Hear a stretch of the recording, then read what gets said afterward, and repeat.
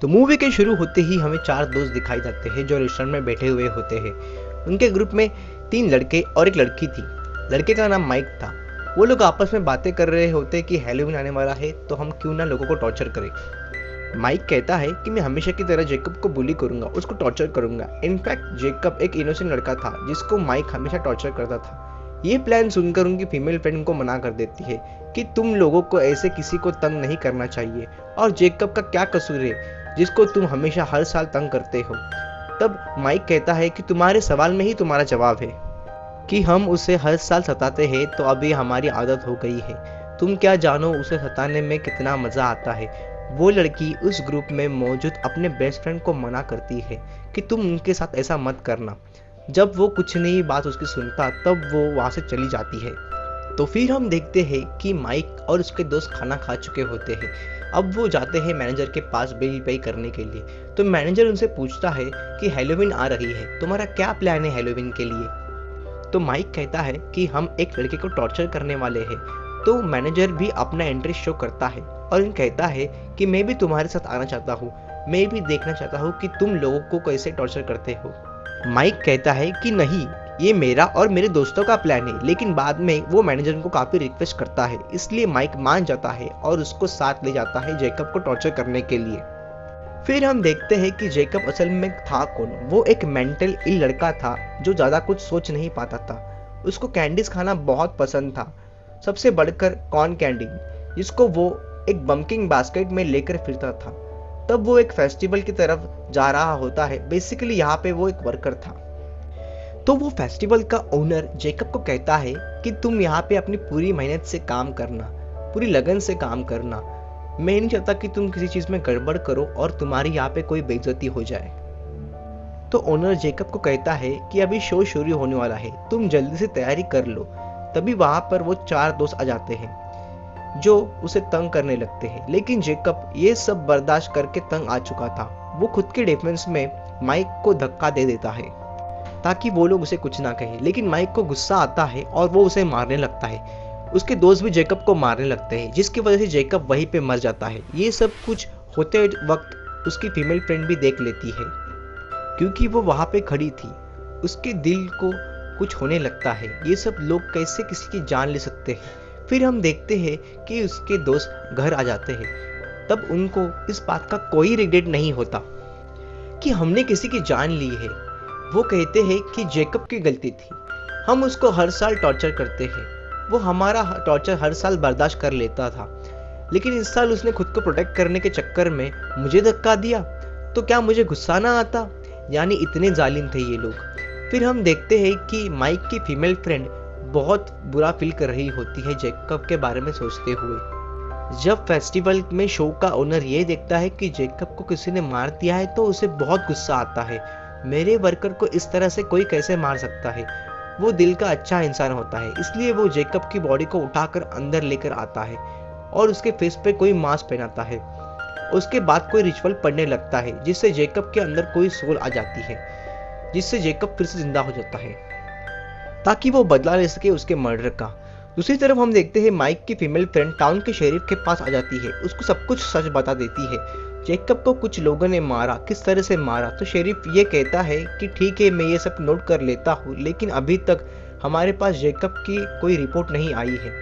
लेकिन जब शेरिफ को पता चलता है कि टॉर्चर करने वाले में से उसका एक बेटा यानी माइक था, तो उसे यकीन नहीं होता मैं इस टाउन का शेरिफ हूँ और मेरा बेटा ऐसा कर सकता है। वो सीधा फेस्टिवल के ओनर के पास जाता है और उसको पूछता है कि जेकब कहाँ पे है और उसे क्या हो गया है। तो ओनर कहता है कि सबको लगता था कि जेकब मर गया है, लेकिन वो भी अभी जिंदा है, कुछ जख्मी था, इसलिए मैंने उसको रेस्ट करने के लिए उसके घर भेजा है। क्योंकि वो बात भी सच थी। ओनर के ब्लैक मैजिक के बाद हम जेकब को मरा हुआ काउंट नहीं कर सकते। फिर शेरिफ सीधा जेकब के घर आ जाता है और डोर नॉक करता है, लेकिन कोई भी दरवाजा नहीं खोलता, तो वो वापस आ जाता है। फिर हम देखते हैं कि माइक की फीमेल फ्रेंड उसको उसका दोस्त मिलने आता है और उसे बताता है कि शेरिफ ने इन्वेस्टिगेशन किया है और उसे पता चला है कि जेकब अभी भी जिंदा है। ये सुनकर उसको सुकून होता है और शुक्र मनाती है कि एटलीस्ट वो जिंदा तो है। फिर हम देखते हैं कि मैनेजर जिसने माइक का साथ देकर जेकब को मारा था, वो किसी को बता रहा होता है कि मेरी हैलोवीन बहुत अच्छी गुजरी है, मुझे बहुत मजा आया पहली बार। फिर उसके बाद वो वॉशरूम जाता है जहाँ पे एक पंपकिन बास्केट पड़ा हुआ होता है, उसके अंदर कॉर्न कैंडी होती है। उससे वो खाने लगता है और तभी वहां पे जेकब आ जाता है। जेकब उसका पेट चीरकर उसे बुरी तरह से मारता है, यानी उसने अपने एक मर्डरर का बदला ले लिया था। उसके बाद वहां पर शेरिफ आ जाता है और इन्वेस्टिगेशन करने लगता है, तो वहां पर हर तरफ कॉर्न कैंडी बिखरी हुई होती है। शेरिफ इन्वेस्टिगेशन करता है तो उसे पता चलता है कि जेकब को टॉर्चर करने वालों में से ये एक मैनेजर भी था।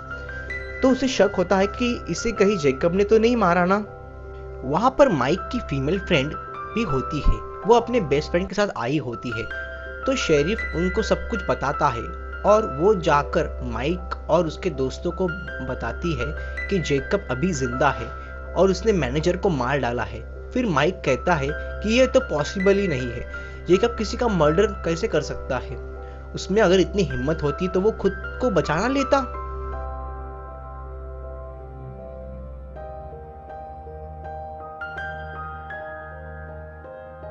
और जहां तक बात होती है मैनेजर के मर्डर की, तो हो सकता है उसका मर्डर किसी दुश्मन ने उसके किया होगा, वो जरूरी नहीं है कि जेकब ने किया हो। फिर सभी लोग इसकी बात पर तैयार हो जाते हैं।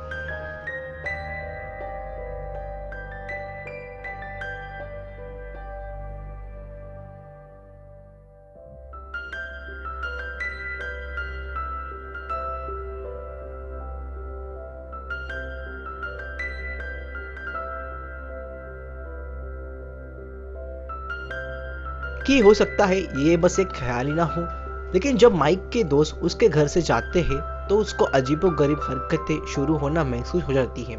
अपने घर पर वो आगे बढ़कर वो लोग उस शो ओनर के पास आते हैं और जेकब के बारे में पूछते हैं। फिर वो कहता है कि मैंने आपको बताया था कि उसकी तबीयत ठीक नहीं थी, इसलिए मैंने उसको घर पे रेस्ट करने के लिए भेज दिया था। अभी वो बात कर रही होते हैं कि दूसरी तरफ एक पुलिस ऑफिसर आकर शेरिफ को बताता है कि माइक के दूसरे फ्रेंड का भी मर्डर हो चुका है। शेरिफ वहां पे जाके देखता है तो वहां उसको फिर से वही कॉर्न कैंडी दिखाई देती है,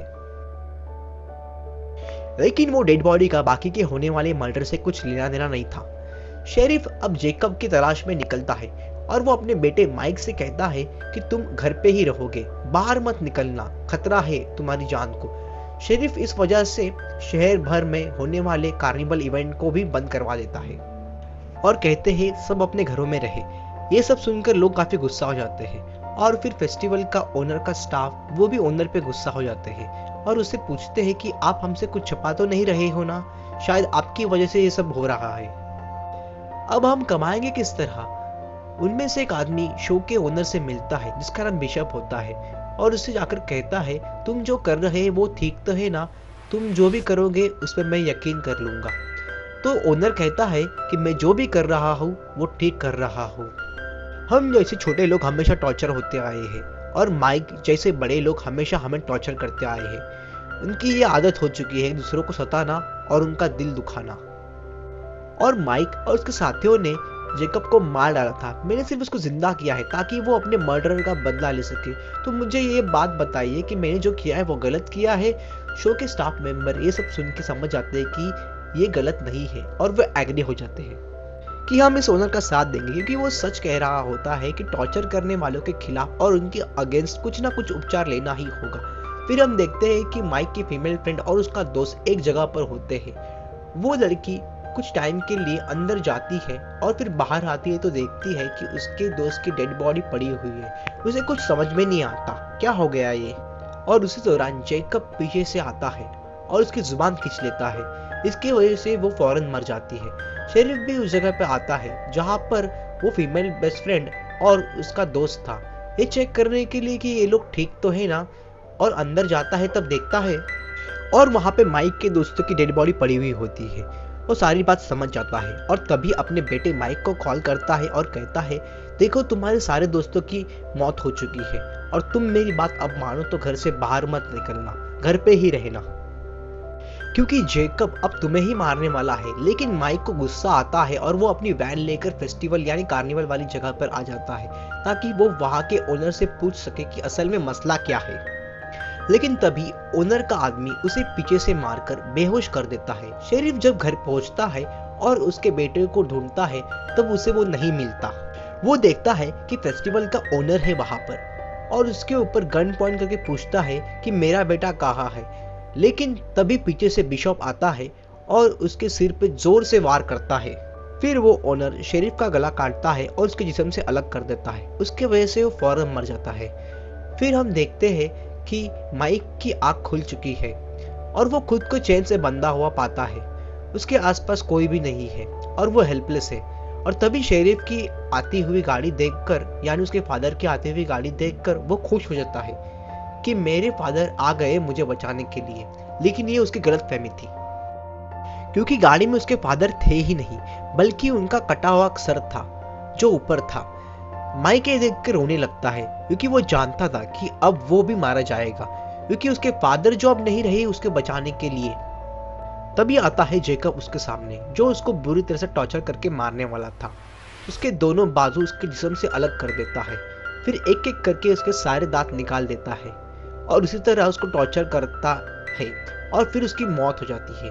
फिर सीन चेंज होता है और हम फेस्टिवल के ओनर को देखते हैं, जो अभी किसी दूसरे शहर में शो कर रहा होता है। वहां पर वो एक लड़की को एक नेकलेस देता है जो कि माइक के दांतों से बना हुआ था और उसे बता रहा होता है जेकब के बारे में। वो लड़की कहती है कि मुझे इस बात पे यकीन नहीं कि वो कैसे जिंदा हो गया और कैसे लोगों को मारता है। फिर वो ओनर उसे कहता है कुछ लोग मासूम लोगों की बिना वजह जान ले लेते हैं। उन सबको सबक सिखाने के लिए जेकब को जिंदा किया गया है। फिर हम मूवी के लास्ट सीन में देखते हैं कि जेकब अपनी उसी घर में बैठा हुआ होता है और कॉर्न कैंडी खा रहा होता है और उसके साथ ही मूवी खत्म हो जाती है। Thank you for watching.